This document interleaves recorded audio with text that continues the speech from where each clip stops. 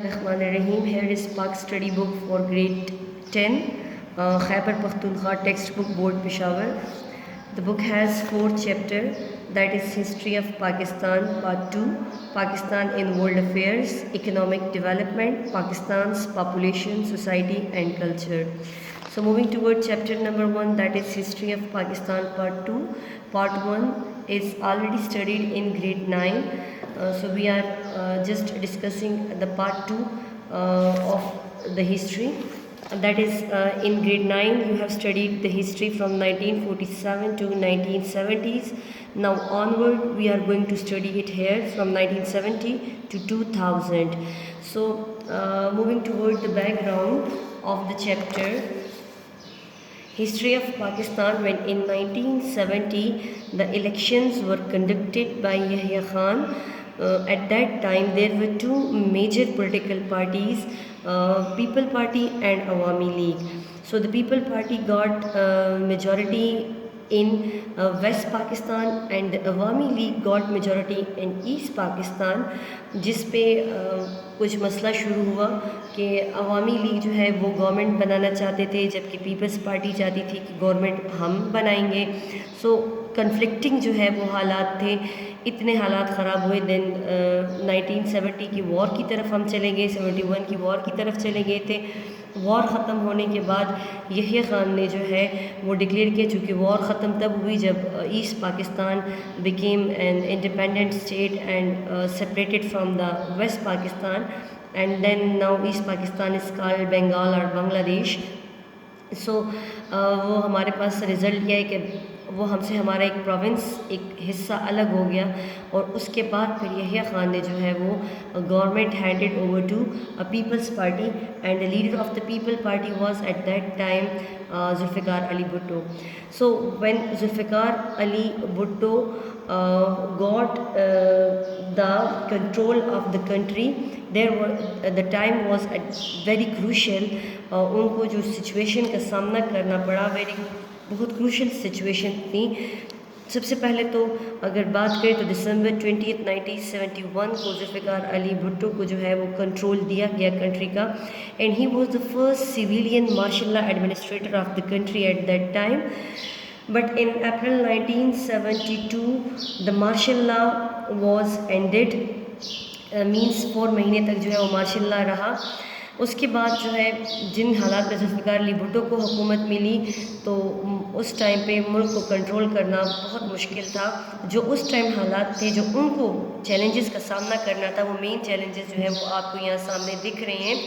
پہلا چیلنج تھا bringing the prisoners of the war of 1971 and they were 93,000 in numbers. جو prisoners تھے وہ 93,000 تھے, ہمارے جو انڈیا کے پریزن میں تھے, قید میں تھے, ان کو واپس لانا گھروں کو. یہ سب سے بڑا چیلنج تھا. اس کو ہینڈل کرنا ذوالفقار علی بھٹو نے. To extricate the nation from despair, لوگوں کو, قوم کو مایوسی سے نکالنا. ڈیفینیٹلی قوم مایوس تھی کیونکہ ہمارا ایک اتنا بڑا پروونس ہم سے الگ ہو گیا تھا, ہم وار میں شکست کھا گئے تھے. ہمارے جو لوگ ہیں, آرمی ہے, وہ انڈیا کے 93,000 لوگ انڈیا کی قید میں تھے, تو لوگ مایوس تھے. اب ان لوگوں کو, نیشن کو مایوس سے نکالنا, it was another important task. The third one, جو اس ٹائم پہ ذوالفقار علی بھٹو تھے, ان کے پاس پارٹس ایکسٹینسو تھے, چونکہ he was the first civilian martial administrator, تو انہوں نے اپنے پارٹس کا بڑا آزادانہ استعمال کیا ان تمام مسائل کو حل کرنے کے لیے. سب سے پہلے جو انہوں نے اسٹیپ اٹھایا ان پارٹس کا, جو انہوں نے اس سے فائدہ لیا, دسمبر 1971 میں termination of grants head of princely state, princely states کے جو ہیڈس تھے ان کا خاتمہ کر دیا. تمام جتنی بھی شاہی ریاستیں تھیں پاکستان میں, جو ابھی تک پاکستان کے ساتھ ایک سیٹ نہیں کی گئی تھیں, ان کے, اس کے علاوہ جتنے بھی کیپٹلسٹ تھے, بڑے بڑے سرمایہ دار تھے, ان کے پاسپورٹ کینسل کر دیے گئے تھے, صرف اور صرف اس غرض سے کہ ملک میں مایوسی اور خراب حالات کو دیکھ کر یہ لوگ پیسہ جو ہے کہیں باہر کی کنٹریز میں ٹرانسفر نہ کر دیں. تو یہ ایسے کام تھے جو ذوالفقار علی بھٹو کو کرنے تھے, اور ایسے کام تھے جو انہوں نے کیے. حالات بڑے خراب تھے، اس لیے یحییٰ خان نے جو ہے گورنمنٹ اس ٹائم ان کے حوالے کی، اور ایسے ٹائم پہ گورنمنٹ کرنا، ملک کو چلانا اور ملک کو مایوسی سے نکالنا اور اکنامکلی اسٹیبلائز کرنا، it was a very tough job, لیکن انہوں نے اچھے طریقے سے گورنمنٹ جو ہے وہ کنٹینیو کی۔ اب ذوالفقار علی بھٹو نے کچھ ریفارمز کیے، چونکہ جو بھی گورنمنٹ آتی ہے وہ اپنی گورنمنٹ بنانے کے بعد ملک کے لیے کچھ اقدامات کرتے ہیں، کچھ ریفارمز کرتے ہیں۔ So first moving toward the economic reforms, کیونکہ میں بہت ڈیٹیل میں آپ کو یہ نہیں بتا سکتی ہوں، پھر ویڈیو کافی لینتھی ہو جائے گی، تو آپ کو جسٹ سمرائز کر رہی ہوں۔ اکنامک ریفارمز جو کیے، معاشی ریفارمز کیے، سب سے پہلے کیا کیا، کموڈیٹیز ور سبسیڈائزڈ، جتنی بھی کموڈیٹیز تھیں، جتنی بھی سامان تھا، سیڈز ہو گئے، فرٹیلائزر ہو گئے، ٹریکٹرز ہو گئے، چونکہ Pakistan is an agriculture country, so ہماری مین نیڈز ایگریکلچر ہیں، تو یہ اور مین ان چیزوں کو جو ہے وہ سبسڈی دی گئی۔ And what is subsidy? Subsidy کیا ہوتی ہے؟ سبسڈی مین گورنمنٹ جو ہوتی ہے وہ عام عوام تک چیز سستے میں دیتی ہے، اور اس کا باقی جو پیسہ ہوتا ہے وہ خود حکومت اپنی طرف سے ادا کرتی ہے۔ نمبر 2، انہوں نے جو اکنامک ریفارم میں کیا، 22 اسکیل انٹروڈیوس کرایا پہلی بار۔ 21 گریڈ ہوا کرتا تھا، 21 کے بعد گورنرشپ ہوتی تھی، 22 اسکیل فرسٹ ٹائم انٹروڈیوس کرایا گیا۔ تھرڈ نمبر پہ لون فیسلٹیز دی گئیں، قرضے دیے گئے کاروبار کرنے کے لیے، زرعی کاروبار کرنے کے لیے، اس کے علاوہ باقی قسم کے کاروبار کرنے کے لیے قرضے دیے جانے لگے، اور ایسے قرضے تھے جو آسان ایک ساتھ پر واپس لیے جا رہے تھے، انسٹالمنٹس ان کی کم تھی اور بوجھ نہیں بن رہا تھا لوگوں پہ۔ Pension were also increase, pensions increase کیے گئے لوگوں کے۔ Low salaries employees childrens were exempted from paying fees, جو کم سیلری والے لوگ تھے ان کے بچوں کو جو ہے وہ فیس دینے سے مستثنیٰ قرار دیا کہ ان کے بچے فیس اسکولز میں نہیں دیں گے، اور اسکول بھی اسٹیٹ رنٹ اسکولز کی بات کی گئی، پرائیویٹ اسکولز کی نہیں۔ Then the last point, police were also given in fringe benefits, police کو بھی جو ہے وہ بینیفٹس دی گئی، تاکہ ہمارے ہاں یہ بات فیمس ہے کہ پولیس جو ہے وہ سب سے کرپٹ طبقہ ہے، تو ان کی سیلریز اور ان کی بینیفٹس اس لیے بڑھائے گئے کہ یہاں پہ کرپشن کم ہو جائے، ان کو پیسے ایسے ہی زیادہ ملیں۔ Number 2 labour reforms. اب کچھ لیبرز کے لیے ریفارمز کی، کیونکہ مزدور طبقہ ہمارے پاس بہت ہے، ہم ایگریکلچر ملک ہیں، تو ہمارے ملک میں مزدور بہت ہیں، تو ان کے لیے کام کیا گیا۔ تو فرسٹ ٹائم پاکستان کی ہسٹری میں لیبر لیجسلیشن واز انیکٹڈ، پہلی بار لیبر کے لیے، مزدور کے لیے قانون بنایا گیا پاکستان کی ہسٹری میں۔ اس کے علاوہ number 2 laws were made to prevent exploitation of working classes at the hand of capitalist, جو ورکنگ کلاس ہے، جو مزدور طبقہ ہے، ان کے لیے قانون بنایا گیا کہ وہ جو ہے کیپٹلسٹ، اس کا سرمایہ دار جو ہے، ان کو اپنے جاب سے نہیں نکال سکتا یا ان کے ساتھ غلط رویہ نہیں رکھ سکتا۔ فری میڈیکل کیئر دیا گیا لیبرز کو، یعنی میڈیکل فیسلٹیز، ڈاکٹر کا چیک اپ، میڈیسنز وغیرہ۔ اوور ٹائم کی فیسلٹی دی گئی کہ اگر کوئی اوور ٹائم لگانا چاہتا ہے تو وہ اوور ٹائم لگائے، اس کو زیادہ پیسوں کی ضرورت ہے، وہ محنت کر سکتا ہے تو وہ اوور ٹائم لگائے، مست لگائے، جس پر ان کو پیسے زیادہ ملیں گے۔ Bonus was made mandatory, bonus کو لازمی قرار دیا گیا کہ سالانہ بونس جو ہے وہ لیبرز کو ہر حال میں دیا جانا چاہیے۔ Now the other point is labor unions were granted protection، labour unions کو جو ہے وہ پروٹیکشن دی گئی، لیبرز کے یونین بنائے گئے، مزدوروں کے یونینز بنائے گئے، اور یونین کا ایک ہیڈ ہوتا تھا جو اپنی تمام لیبر کے لیے یا ان کے رائٹ کے لیے بولا کرتا تھا۔ اولڈ ایج پینشن جو ہے وہ انٹروڈیوس کرایا گیا۔ اولڈ ایج پینشن یعنی جب لوگ جو ہے وہ ریٹائر ہو جاتے ہیں، بوڑھے ہو جاتے ہیں، تو ان کو گھر میں آرام سے پینشن ملے تاکہ ان کی زندگی کا بسر آرام سے ہو۔ Third one is nationalization of industries, industries کو نیشنلائز کیا گیا، تمام انڈسٹریز کو، جن میں اگر ہم مین بات کریں دا انڈسٹریز ور نیشنلائز، تقریباً اپروکسیمیٹلی 20 سچ مین انڈسٹریز ور نیشنلائزڈ، تقریباً 20 قسم کی بڑی انڈسٹریز کو نیشنلائز کیا گیا، جن میں آپ کے پاس میٹل آ گئی، میٹلرجی آ گئی، الیکٹریکل ایکوپمنٹس آ گیا، ٹریکٹر اسمبلنگ پلانٹس آ گئے ایٹسیٹرا، تمام تقریباً 20 بڑی انڈسٹریز کو نیشنلائز کیا گیا، گورنمنٹ کے انڈر لایا گیا۔